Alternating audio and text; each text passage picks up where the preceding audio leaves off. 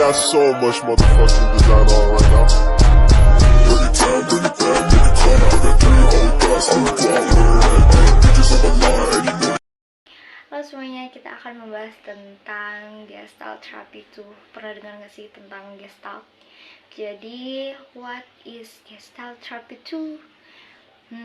Oke ya, psikoterapi Gestalt 2 ini adalah pendekatan lanjutan dari psikoterapi Gestalt yang mengeksplorasi teknik dan aplikasi lebih mendalam dalam upaya mencapai pemahaman diri dan pengembangan pribadi. Lanjut ya, konsep dasar di mana pencetus psikoterapi Gestalt adalah Frederick atau Fritz dan mulai berkembang pada awal tahun 1950-an. Pendekatan Gestalt ini berfokus pada masa kini dan itu dibutuhkan kesadaran saat itu juga. Kesadaran ditandai oleh kontak penginderaan dan gairah, di mana kontak dapat terjadi tanpa kesadaran, namun kesadaran tidak dapat dipisahkan dari kontak. Dan yang ketiga ada bermain peran, di mana kunci dari teknik bermain peran adalah menyadari konflik batin, di mana klien dapat lebih mudah belajar mengintegrasikan bagian-bagian tertentu dalam dirinya menjadi lebih utuh lagi. Seperti itu.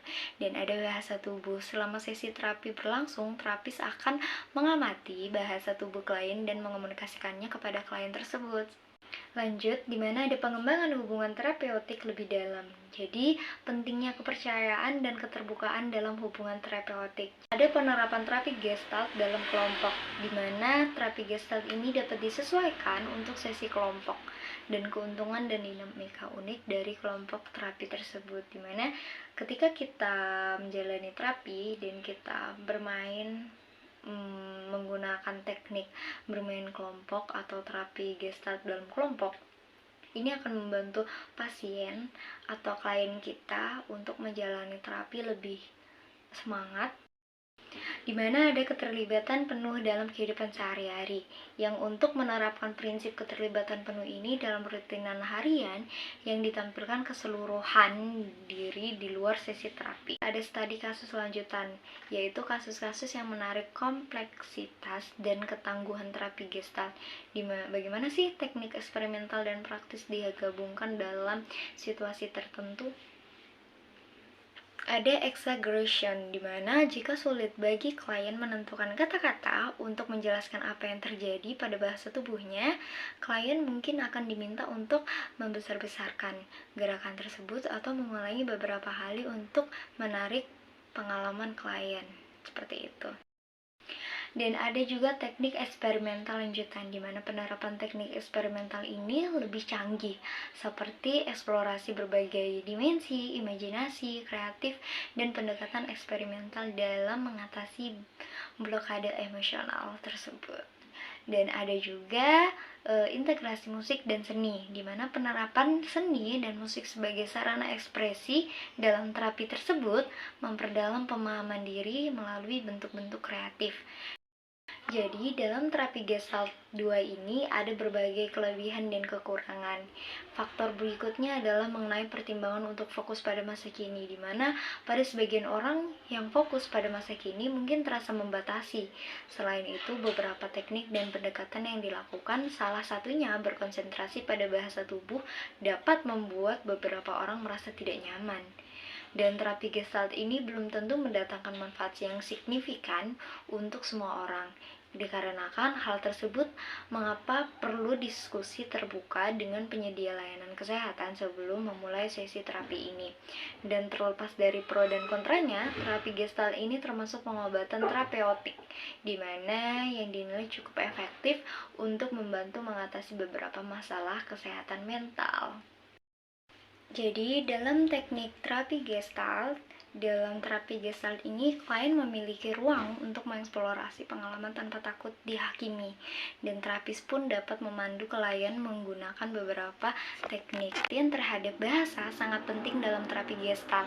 Ketika belajar menerima tanggung jawab, klien belajar menggunakan bahasa yang mencerminkan rasa kepemilikan pribadi.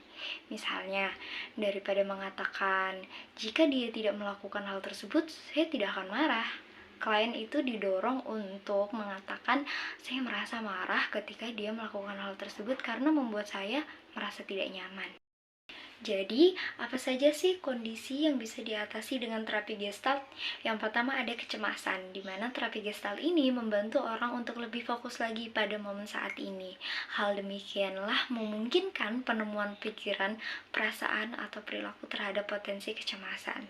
Yang kedua ada depresi, di mana terapi Gestalt dapat membantu penderita depresi menyadari kemungkinan situasi tertentu yang memicu hadirnya depresi. Dan yang ketiga adalah masalah perilaku, di mana dapat membantu orang dengan kondisi perilaku seperti gangguan bipolar. Orang yang berjuang dengan kondisi ini dapat mengembangkan pandangan baru tentang kehidupan melalui terapi Gestalt. Dan yang keempat ada masalah hubungan, di mana membantu pasangan mengenali perilaku destruktif yang berdampak negatif pada hubungan tersebut.